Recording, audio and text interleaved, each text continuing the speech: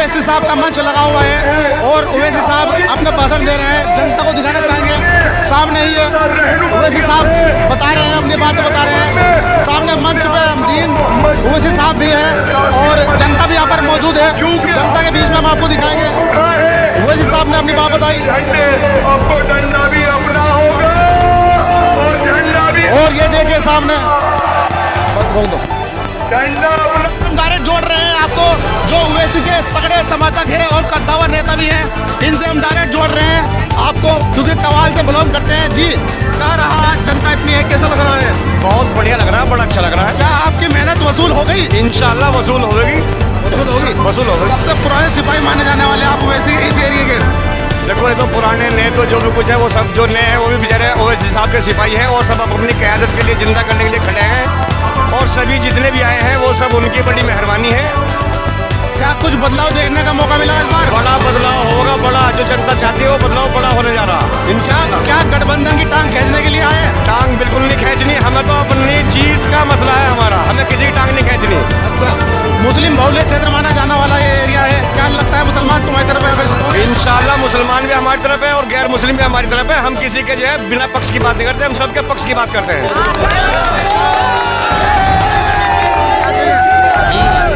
देखो जी क्या कहेंगे? मैं तो एक बात से ही अपनी बात शुरू करूंगा। ये जो लोग कह रहे हैं कि भाई यहाँ कुछ नहीं है, अरशद साहब के पास और सद्दुद्दीन ओवैसी साहब कुछ नहीं है, एक बात से बात शुरू करूंगा अपनी कि मैं गिरा ना मेरी उम्मीदों के मीनार गिरे, ना मैं गिरा ना मेरी उम्मीदों के मीनार गिरे, पर मुझे गिराने में कई लोग बार बार गिरे। और आपको दिखा दे, इन्होंने एक शेर के साथ में अपनी बात को बताया है। और जी क्या कहेंगे? बहुत जोश में दिखाई दे रहा है। उड़ेगी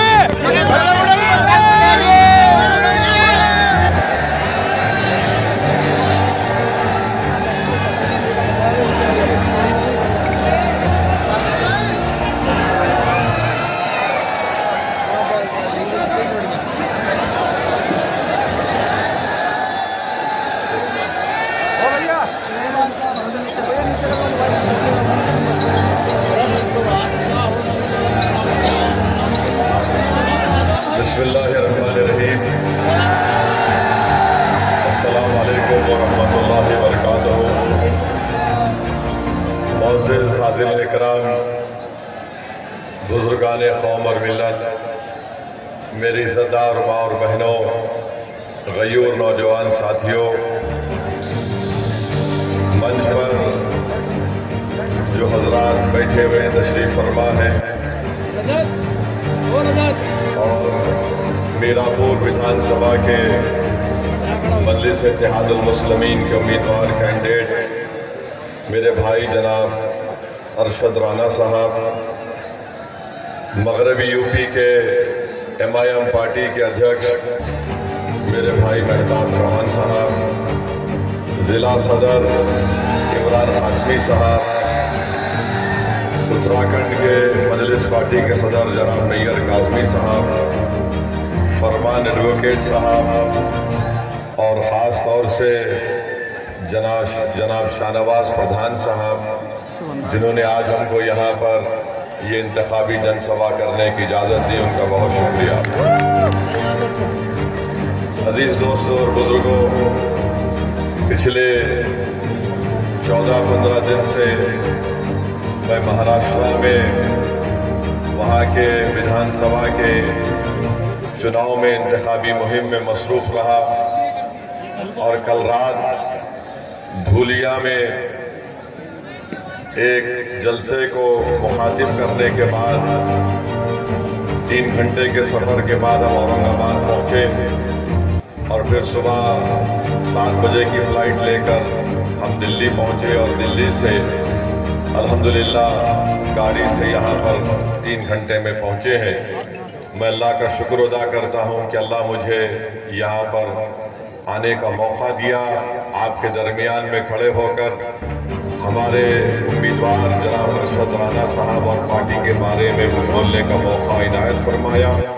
मैं आप तमाम का भी शुक्रगुजार हूँ कि आपने अपना कीमती वक्त निकाल कर आज आप यहाँ पर आए।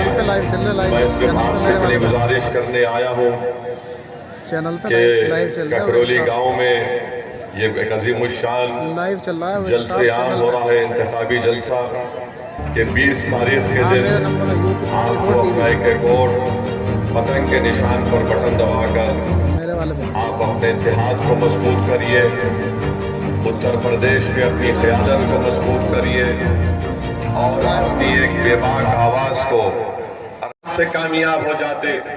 अख्तरुल ईमान बिहार किशनगंज से कामयाब हो जाते तो क्या मोदी इस तरह की हरकत करने के बारे में सोचते? और आप जानते हैं कि वक्फ बिल क्या है? ये जो वक्फ बिल नरेंद्र मोदी ने भारत के पार्लियामेंट में पेश किया, ये बिल ये कहता है कि कल अगर ये बिल कानून बनेगा तो कल कलेक्टर डीएम ये फैसला करेगा कि वाकई में ये मस्जिद वक्फ है या नहीं, ये खानखा वक्फ है या नहीं, मदरसा वक्फ है या नहीं, या कब्रिस्तान वक्फ है या नहीं। और वक्फ यूजर को इस बिल में निकाल दिया गया है। मैं जिम्मेदारी के साथ आज आपके दरमियान में ककरौली गांव में खड़े होकर आपसे और उत्तर प्रदेश के तमाम जिम्मेदारों को बता रहा हूं, उत्तर प्रदेश सुन्नी वक्फ बोर्ड में जितनी जायदादें रजिस्टर्ड है 99% वक्फ यूजर है, यानी उसका कोई डीड नहीं है मगर रजिस्टर्ड है। अगर खुदा ना खास्ता यह कानून बीजेपी की हुकूमत बनाएगी तो इन तमाम 99% वक्फ जायदाद का क्या होगा? क्योंकि मोदी ये कह रहे हैं कि जो जायदाद वक्फ होती है हम और आप मानते हैं कि उसका मालिक अल्लाह होता है, सुबह क़यामत तक मालिक उसका अल्लाह होता है, मगर मोदी इस तरह का बिल पार्लियामेंट में पेश कर रहे हैं कि मालिक अल्लाह नहीं होगा, मोदी होगा और मेरा नायब का डीएम होगा, कलेक्टर होगा। उत्तर प्रदेश में जितनी सुन्नी वक्फ बोर्ड की प्रॉपर्टियां है 99% वो वक्फ यूजर है। इस बिल में वक्फ यूजर को उड़ा दिया गया। इस बिल में यह बात लिख दी गई है कि अगर कोई भी जाकर डीएम कलेक्टर के पास से शिकायत कर दे कि ये फुला जायदाद वक्फ की नहीं है तो कलेक्टर जब तहकीकात का इंक्वायरी का ऑर्डर देगा, जैसे ही वो इंक्वायरी का ऑर्डर देगा उस वक्त से वो जायदाद वक्फ नहीं रहेगी। कब तक वक्फ नहीं रहेगी? जब तक कलेक्टर या डीएम अपनी इंक्वायरी मुकम्मल नहीं कर लेता। डीएम इंक्वायरी मुकम्मल नहीं करेगा, इंक्वायरी का ऑर्डर जारी कर देगा, वक्फ की प्रॉपर्टी से जायदाद से हम महरूम हो जाएंगे। आप बताइए फिर किसका नुकसान होगा इस बारे में? फिर उसमें बिल में लिख दिया गया कि उत्तर प्रदेश के आज वक्फ बोर्ड में उसका एक एक मेंबर रुकन सिर्फ मुसलमान बन सकता है। मोदी कह रहे हैं कि नहीं, कम से कम 2 गैर मुस्लिम तो बनना ही बनना है और इलेक्शन नहीं होगा रियासती वक्फ बोर्ड में। प्रदेश की सरकार मेंबर्स को नॉमिनेट करेगी, नामजद करेगी, यानी 2 से ज्यादा भी गैर मुस्लिम उसके मेंबर बन जाएंगे, मेजॉरिटी में आ जाएंगे। मकसद एक ही है कि मोदी ये चाहते हैं कि भारत से वक्फ की जायदादों को खत्म करके रख दिया जाए। मस्जिदें वक्फ ना रहे, दरगाहें ना रहे, खानखाएं ना रहे, कब्रिस्तान ना रहे। इसीलिए मोदी ने इस तरह के बिल को भारत की पार्लियामेंट में पेश किया है। मैं आपको खबरदार कर रहा हूं, मैं आपको बाखबर कर रहा हूं, अगर आज आप नहीं जागेंगे, इस बिल के खिलाफ सदाए एहतजाज नहीं बुलंद करेंगे तो याद रखिए हम अपनी वक्फ जायदादों को खो देंगे और बाद में रोने से कोई फायदा नहीं। अभी आपको उठकर एक मुस्बित पैगाम देना है और पैगाम देने का तरीका यह है कि 20 तारीख को जब आप वोट डालने जाएंगे तो आप इसलिए भी पहला अपना वोट इस्तेमाल करेंगे ताकि मोदी को मालूम हो जाए कि हम इस वक्फ बिल को कबूल नहीं करते जो हमारी मस्जिदों को छीनना चाहता है। हम मीरापुर से आरएलडी को हराएं ताकि जयंत चौधरी को मालूम हो जाए कि आप हमारे वोट हासिल नहीं कर सकते जब तक कि आप वक्फ बिल की मुखालिफत में जयंत चौधरी नहीं खड़े हो जाएंगे। तो क्या आप इस वक्फ बिल के खिलाफ वोट देंगे 20 तारीख को? क्या आप अपनी मस्जिद, दरगाहों को, खानखाहों को बचाएंगे?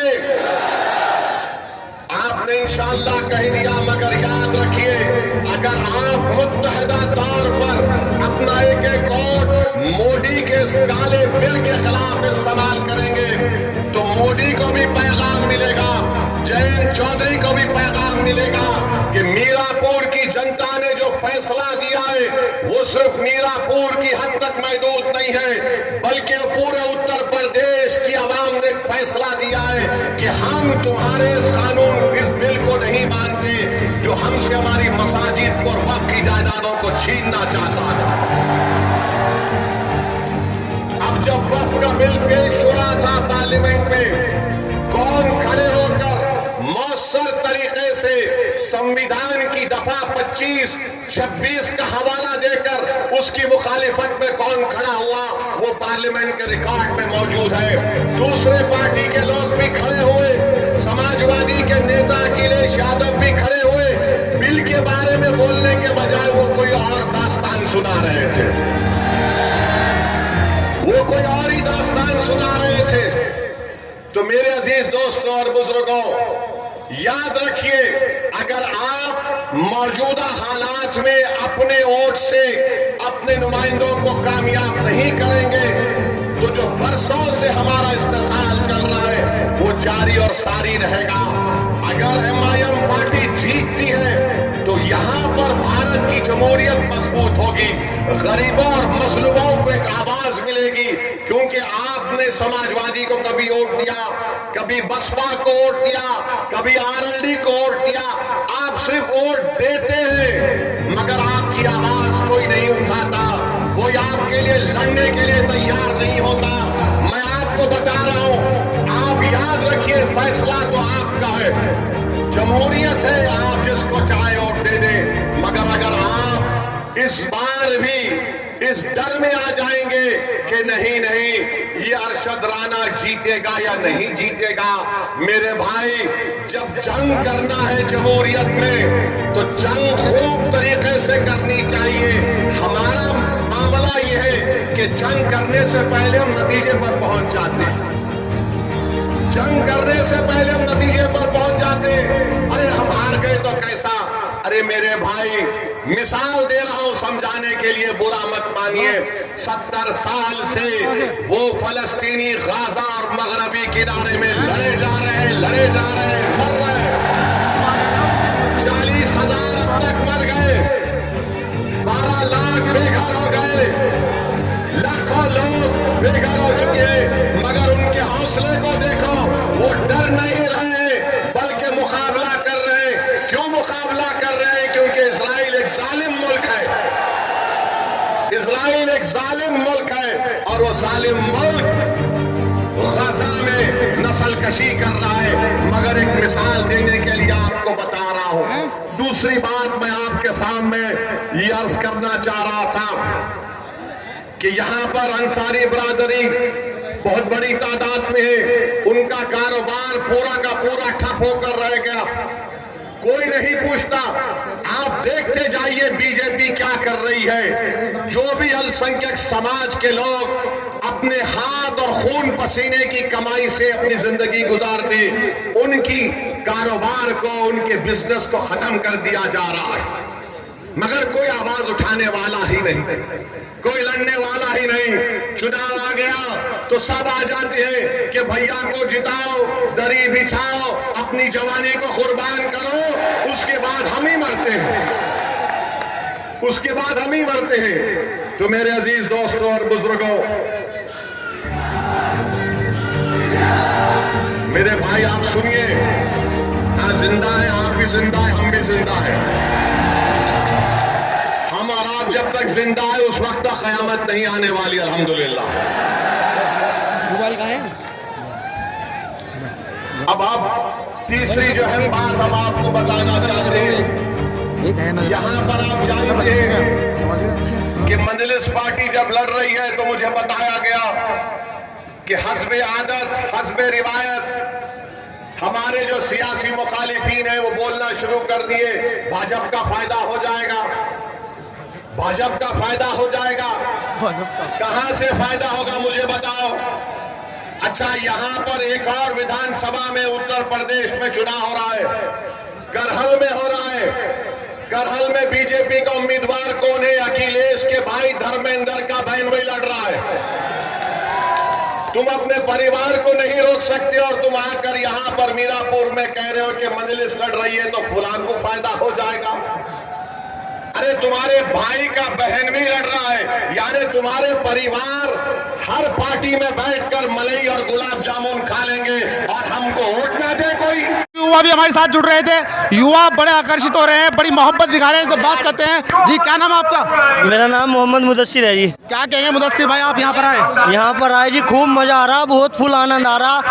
असदुद्दीन ओवैसी को देखने का बहुत मन था, आज वो भी पूरा हो जाएगा और बैरिस्टर साहब से इंशाल्लाह मुसाफा भी करेगा जो हो सके। इंशाल्लाह जी पूरा यही प्लान है कि वोट भी और हर चीज़ इसको ही सपोर्ट है हमारी जी। इंशाल्लाह बहुत अच्छा आदमी है ये, सारी वोट इन पे ही जाएगी हमारे यहाँ से। इंशाल्लाह जी बहुत अच्छा माहौल है यहाँ पे, बहुत अच्छी चीज़ है। पता नहीं, इंशाल्लाह बहुत अच्छा माहौल है, बहुत अच्छा माहौल है जी, मज़ा आ रहा पूरा।